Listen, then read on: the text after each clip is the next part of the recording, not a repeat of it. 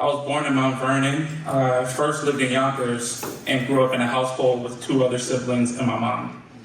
From a young age, I struggled to find my own identity, trying to follow after my older brother while at the same time trying to be a role model for my younger brother. It felt like I had to grow up too fast and I didn't really feel understood. A lot of people felt I was too weak or too soft, and it made me distance myself from others. I kept searching for groups or things to be involved in, but it never felt like I really belonged anywhere.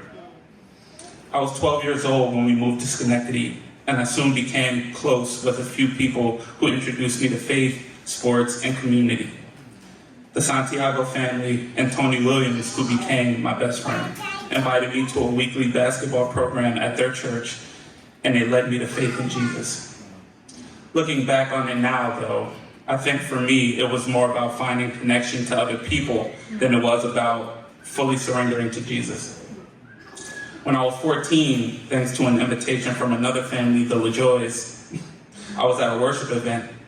When I heard the song, "How Great Is Our God," being sung in multiple languages, I sensed the Holy Spirit calling me to fully surrender. I broke down crying because I'd never felt a love like the love of God that came upon me that night. From then on, part of my heart wanted to go deeper, but I still experienced a daily struggle between my sin nature and the spirit, especially around the issue of pornography, which prevented me from understanding true love. Would I actively seek the Lord, or would I keep living in sin? Feeling caught in the middle of that struggle brought a lot of tears, but I noticed that God continued to put people in my life who challenged me to dive deeper into my relationship with Jesus. It helped me to realize that God loved me, that I wasn't alone, and that God would be with me even in my struggles. Arthur Phoenix, who was one of the people to invite me to Fireside, has played a pivotal role in my life.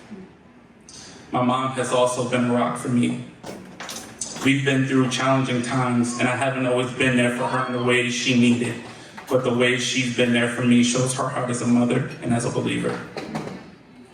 Though I still struggle with different things, I recently experienced a shift when I realized that I don't want to, and I can't, fight these battles on my own. I've realized that even if I'm dealing with shame, it doesn't mean that God has left me. For a long time, I was afraid to make this declaration of baptism because I felt I wasn't ready, or that it would bring shame to God since I wasn't perfect yet. But as I get baptized today, I'm declaring to God that I need His help, and I no longer want to live in fear of shame or condemnation. I'm excited for this new chapter and to see what God has in store for me. By being baptized, I am outwardly declaring that I have actively surrendered myself to the Lord, and I am trusting that His plan for my life is better than mine.